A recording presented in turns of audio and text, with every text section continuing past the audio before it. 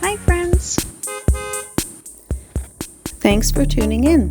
If you like this video, please give it a like, comment below, and take a moment to subscribe to our channel. Pointe-à-la-Frégate is a charming coastal village, located on the Gaspé Peninsula in Quebec. This peaceful area is nestled along Highway 132, which winds through some of the most stunning landscapes of the Gaspésie region. The village is known for its breathtaking views of the Gulf of St. Lawrence. From its rugged cliffs to serene beaches, Pointe-à-la-Frégate offers a perfect escape into nature. The area is surrounded by forests, making it an excellent spot for enjoying quiet walks, birdwatching, and experiencing the raw beauty of Quebec's wilderness.